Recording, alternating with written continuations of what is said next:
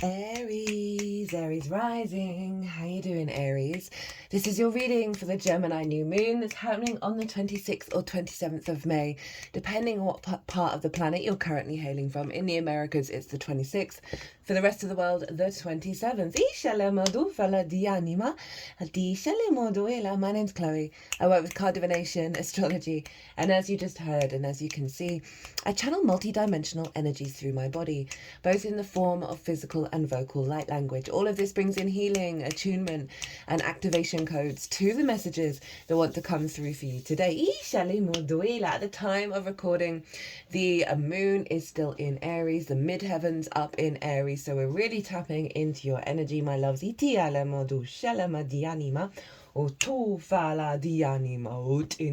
I read for the rising signs. So for those of you who don't have Aries in the first house, look to the house it does fall in your natal chart.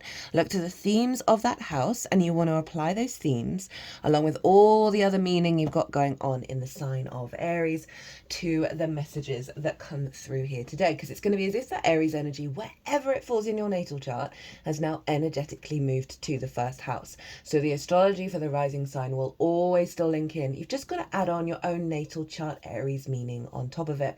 For example, I happen to have Aries up in the 9th, and I've got my midheaven there, so I'd apply the themes of the 9th and the midheaven to the messages that come through. That's just an example of how to work with it. As always, take what resonates and leave what doesn't.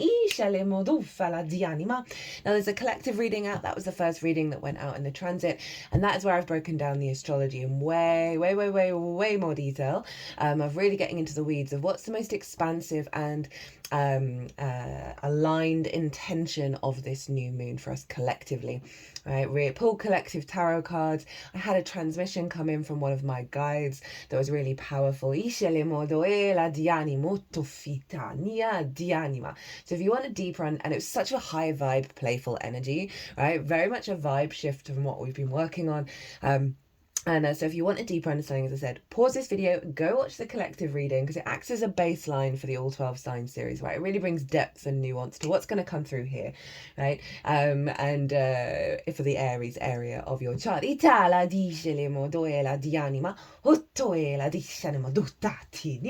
So we're going to get 3 cards as I talk about the astrology. The first card is going to be, what is the activation code that is coming through for you in the Gemini with this Gemini new moon, right? What's the download that's going to unfold over the next 6 months up until the Gemini full moon? We're also going to get a card on how to work with that energy, how to amplify it, right? What to focus on, rather than the struggle, focusing on how to facilitate. And we are also going to get a card on what blessing is Jupiter leaving behind in Gemini, because it's going to be moving into the sign of Cancer on the 9th of June, which is before the Sagittarius full moon. So we're going to see what blessing is coming through from Jupiter that it's leaving behind in the sign of Gemini. We'll also get the card at the bottom of the deck, and we're working with 3 different oracle decks in this transit. So my lovely Aries risings, where is this happening for you? Well, this is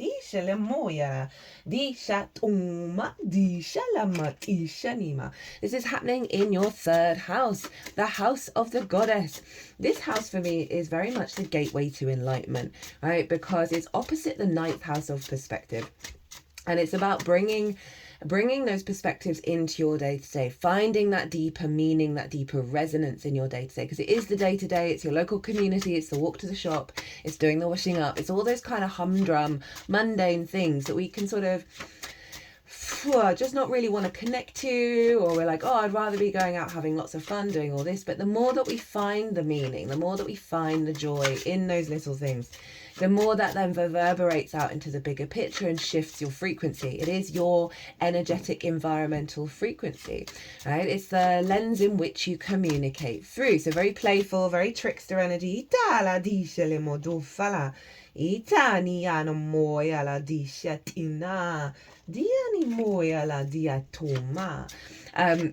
It's the lens in which you communicate through. I had 2 cards come out. I don't feel like they're your main cards. It was the 8 of Cups in reverse, which was one of the last cards that came up in the collective reading. 8 of Cups is Saturn in Pisces. Saturn is moving signs. If you're in the Americas, it will be today. I'm recording this on Saturn's day. It's late in the evening on the Saturday, or very early hours here in the UK on the Sun's day tomorrow. And I got the Knight of Cups. So there's something really about releasing. You've closed out a cycle of unconscious responses. That is also Saturn leaving your 12th house, which I'm going to do the Saturn transit following this one. And then the Knight of Cups of being able to be more in your flow state. Find the love in the day-to-day, in the walk to the shop. I just feel like it's a little bit of a side message. So it's the lens in which you communicate through. It is the house of communication. It's also about learning new things because it's linked into schools, short distance trips, and siblings. Now, with schools and siblings, we can have a bit of trauma, right? We can have a bit of blocks around the way that we express and find meaning and communicate, because something might have been said to us when we were very little and we kind of blocked things off. So you got a new moon here, fresh new energy, great time to plant seeds around. Whoa. Okay, that was half the deck, so we're really shifting gear. Ishele molto fina, disha, doma, disha, oh. It's the 8 of Cups in reverse again. It's wanting to come out. Okay, they're putting it back in. I think it's just doubling down on you just gone. This is what I should be talking about in the Saturn transit for you. Your capacity, right, let's just tie it into the communication energy. This new moon is activating a level of unique frequency in the way that you find meaning, in the way that you communicate, right? Leaving behind distorted unconscious responses. As I said, right, kids aren't very nice when we're younger, right? So there might have been something really core that is now being broken free of. Aries. The cards are just going everywhere. You're really shaking things up. There's a lot going on in Aries right now. I'm not surprised. Venus is coming up to the conjunction with Chiron, and that is very much at play in this moon, which I talk about in the collective reading in a lot more detail. So let's go back to this new moon. It's conjunct Mercury, but also conjunct Uranus in Taurus at the later degrees.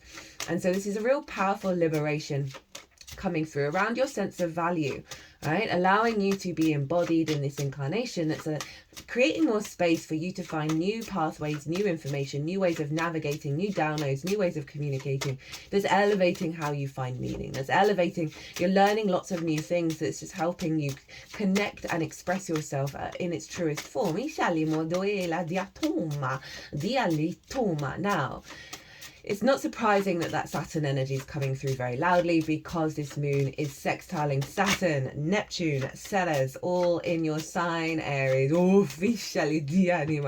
Oh, you are going through some fun, like the astrology that's happening over this year and next, when Neptune and Saturn move into your sign for the final time and conjunct each other at 0 degrees.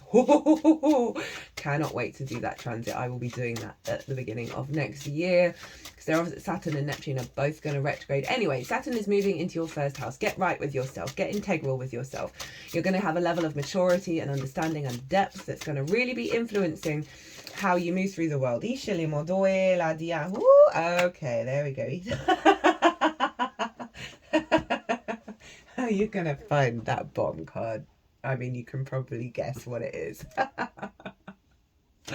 So Saturn, Neptune, Ceres, who represents abundance. Neptune is bringing the magical reality into your embodiment of self. Saturn is about integrity and commitment, all sextiling this very high vibrational, playful, curious moon.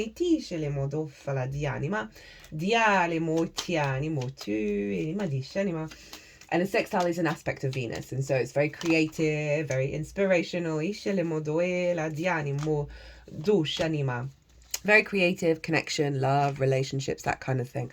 Very brainstorming, fun times. Iti shenima, between how you communicate. That's too many. How you understand yourself, right? And express that, how you find meaning. Itu shalima, learning new things, being really open. One more from me. Iti shalemo do fala dianima. Di shenimo tianima do etianima. That there's a real sense of elevation, of maturity and play coming in, the capacity to connect to your original spirit and the way that that's expressed, and allowing that play and that curiosity to open up, which ito fala dianimo to shanya tuma di dianima. I can see a lot of code coming in through for you over the next 6 months, a lot of inspiration, a lot of downloads, a lot of tiny little jigsaw pieces that is going to be helping strengthen the way that you perceive reality. Really open up the field of the integration of the multidimensional sphere for you. So as I said, fresh new energy in the way that you communicate, around the way that you find meaning, letting go. You can set intentions around letting go of those wounds, around blocks of communication. You know, even if you're not quite sure what may have happened at school or with your siblings, but you kind of get an inkling that there might be something stuck there, you can set that intention as well. But the main agenda is play and be curious, and that's really lovely for the third house, right? Of in those little moments every day, find a moment to play. Oh, that rhymed. The Sun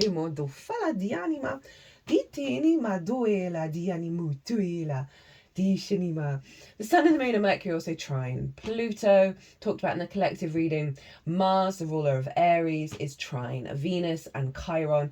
So really healing some deep wounds around your creation energy and your motivation around that, your play. Inner child is where Leo is in your 5th house. That is linked into any wounds around the love you feel for yourself. Venus and Chiron in the 1st. Jupiter is trine Pallas Athena, and that is over in your 11th house of hopes and dreams, friends, groups and alliances, and reaping the benefits from your 10th house. So there's an alignment here of a sense of perspective and generosity of your day-to-day and feeling good in the day-to-day, because this is locked in for the next 6 months, in alignment with your capacity to take action in the day-to-day that's serving the longer term goals of your hopes and dreams. Pallas Athena. Right, let's get into your stuff. You've got lots going on here. So this is the activation that is coming through for you, Aries, with this new moon. And we have the Knight of Swords. Love this for the 3rd house of communication. This is, in fact, a Gemini card. Now, usually this is a bit of a troublesome card, but I had a download about this card a while back. It's got the same clouds as the 5 of Swords, which for me is the most difficult card in tarot. And so this could often be linked into like fools rush in, quick to the fight, quick to words, quick to conflict, right? Burnout, exhaustion, going here, there and everywhere. I'm not getting that. What I'm getting is your capacity to be embodied in the day-to-day, get the idea and take action, and leaving behind that conflict, leaving behind that bully victim cycle, and being very in your own lane in terms of your energy and your inspiration of how you take action in the day-to-day, right? It's a Knight. It is about the embodiment. It's the action. It's the movement. So it's a very clear, you know, what I was saying about getting jigsaw pieces, right, that are acting as keys to unlocking the integration of self. And this feels like you are going to be in your flow to find those keys, to then, when they're activated, embody them, take action on those ideas. Like really powerful stuff. Lots of energy, lots of vibrancy, lots of sovereignty in that Gemini energy of exploring your day-to-day, being really curious and open and playful, bit of a trickster vibe as well, but really honouring it, and honouring it in a very mature way with that sextile to Saturn. It's like, before, maybe that kind of trickster energy of Gemini in the way that you communicate may have led you into hot water, where you've got in fights, right? You've got in battles of the words that weren't elevating anything. We're just kind of causing that bully victim cycle. And this very much feels like you are no longer attached to that frequency.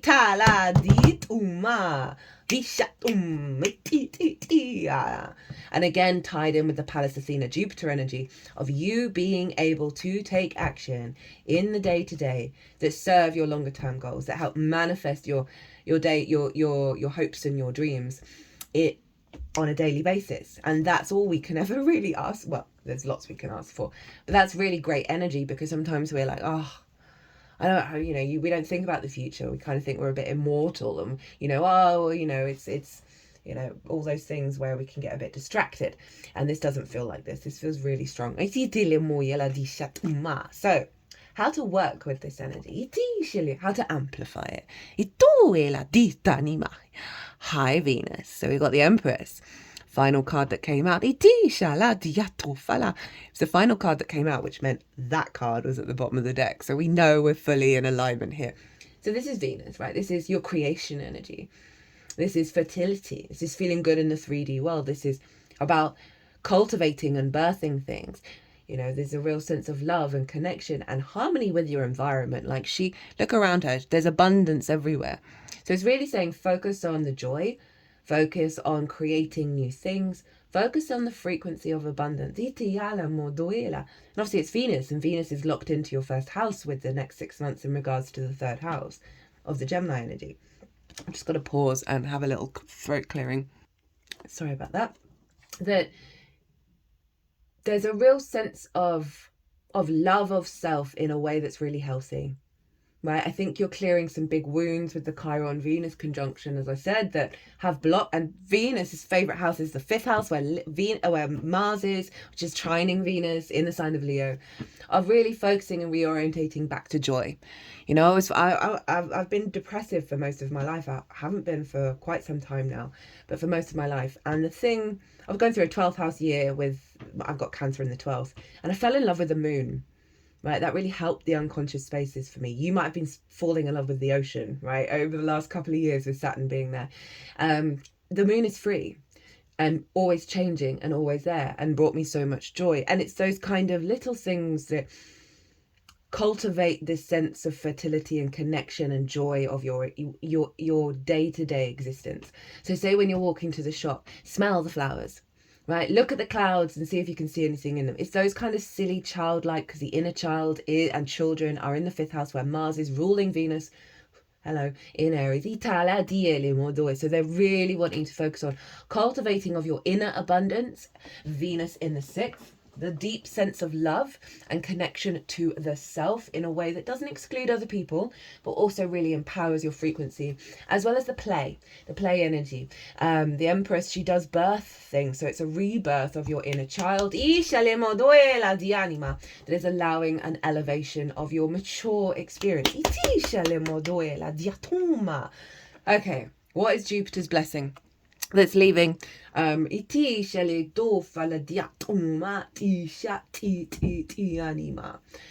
blessing that's leaving in the sign of Gemini, as it then moves into the sign of Cancer, which will square your energy in your 4th house. We get the Jupiter card, right? We get the Wheel of Fortune. Fate is changing, right? That sense of generosity of spirit. Right, that one of the core messages that came through in the collective reading, that came through before I did the collective reading about Gemini and Jupiter in Gemini, and just Jupiter in general, really. But particularly with Gemini, because it can move from one thing to another very quickly. Find the opportunity in every experience. Find the spring in your step. Find the wisdom. Find the abundance. Find the joy. Because the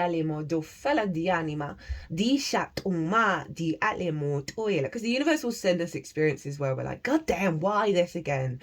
And it's like, well, there's a reason. You may not know it, but there's a reason. And so when we reframe ourselves to, oh, this is an opportunity.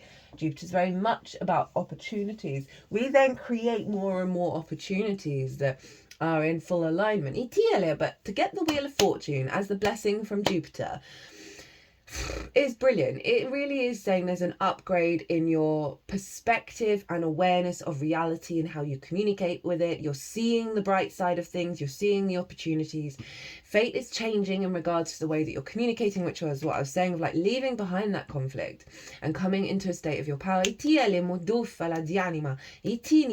know, as I said, third house is for me the gateway to enlightenment.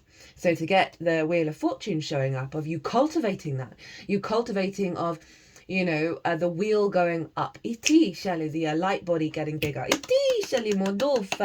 More experiences, more opportunities in your day-to-day, right? So really having a lot more resonance of wisdom and confidence that Jupiter's bringing in there.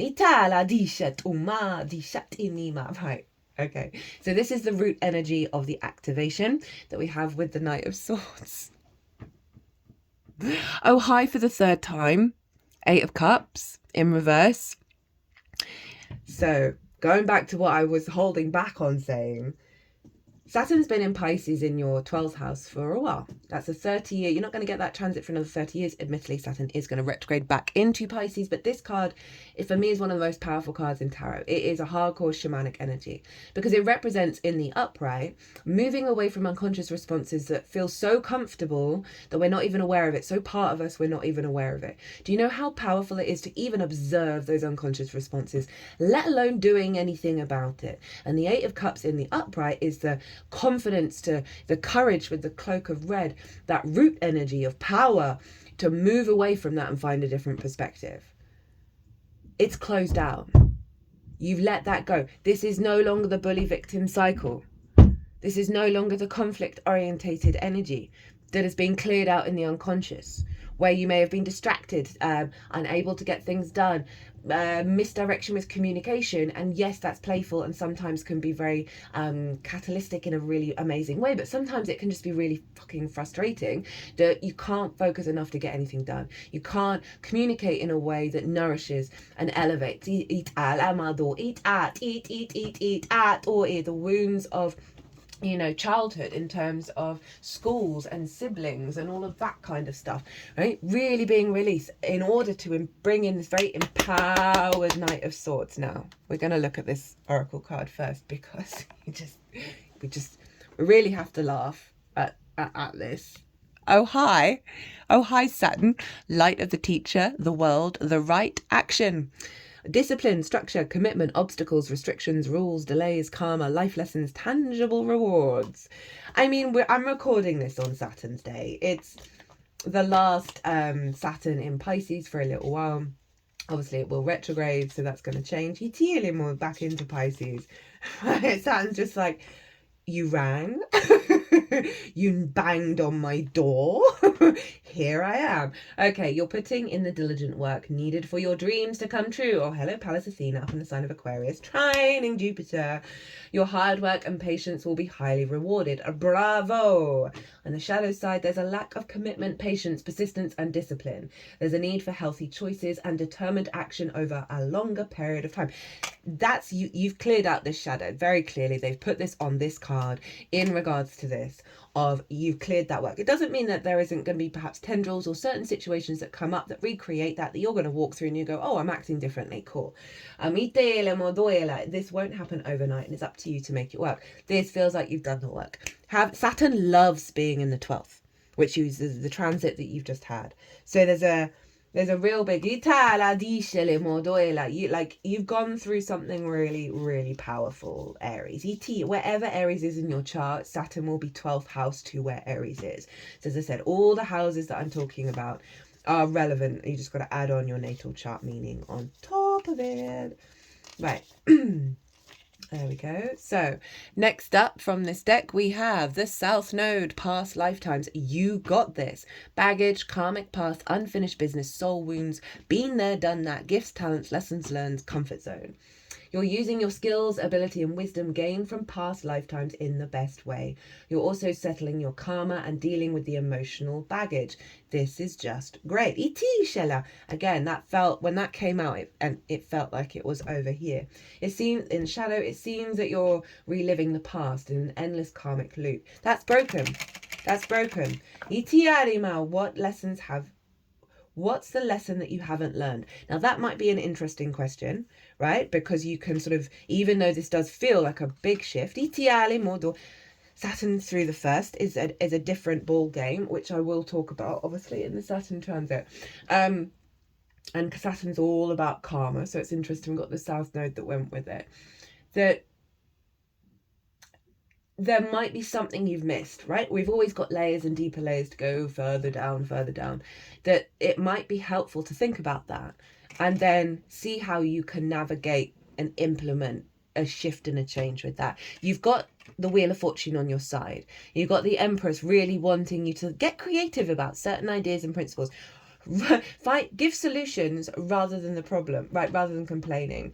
I think I talked about this in the collective, that I've been around a lot of complainers recently, and I started to notice, because we can all complain, and I'm not saying we shouldn't complain, but when it's constant, when it the energy is just like restricted, and I started noticing, because I was hanging around with them more, that I started complaining, and it took me a beat. It wasn't immediate, but it took me a beat to go, oh, no, this isn't me.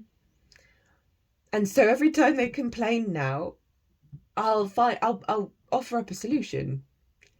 And then they'll still keep complaining. I'm like, right, well, you obviously just want to complain, right? That's cool. You do you, but whatever. So there's this, I can't remember even why I was talking about complaining. A shift in awareness, right? Oh, Venus. Find the creativity, find the opportunity, right? Acknowledge the problem and then switch gears. Right, so we have surrender. Oh, this is a beautiful image with these whales. And you're on this boat on the ocean. This kind of feels like it's this peace that is coming in.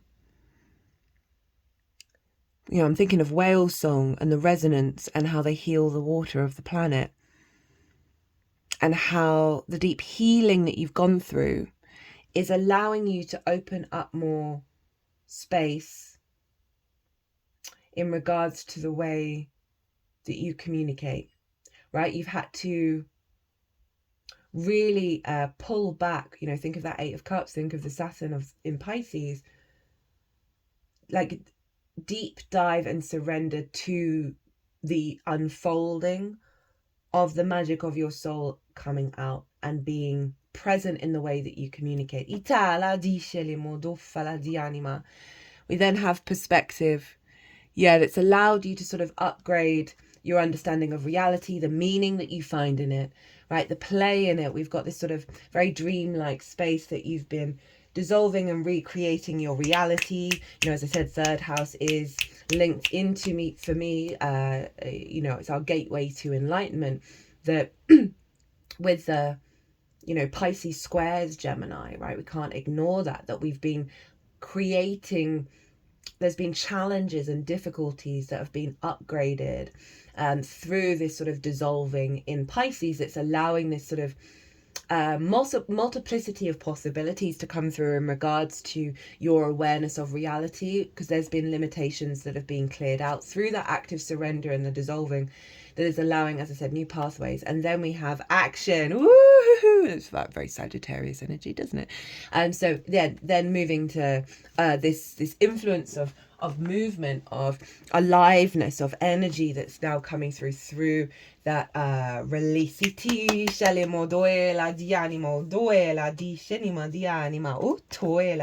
So you got two cards from Rainbow Brainskull, and first up is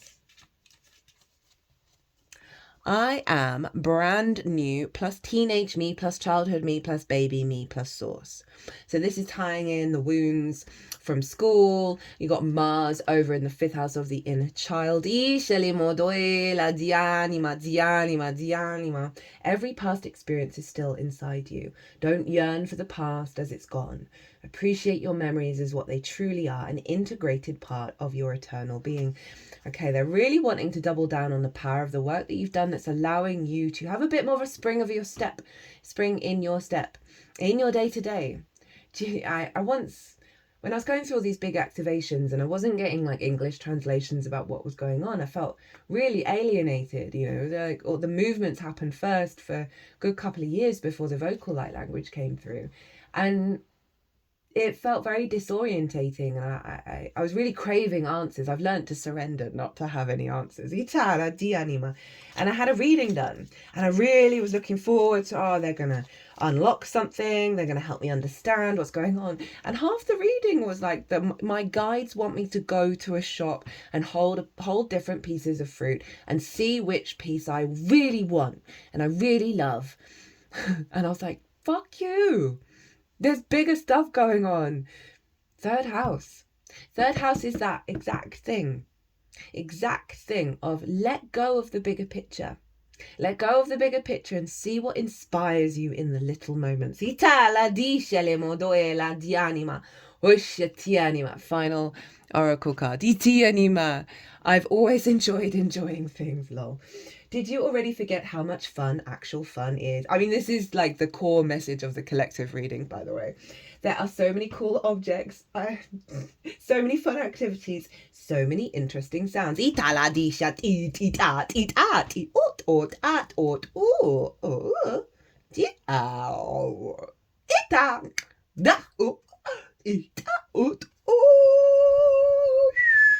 Yatoela. Then some work around the throat chakra. Bringing you in some codes around, like the jigsaw pieces, right? Strange sounds as you walk down the street.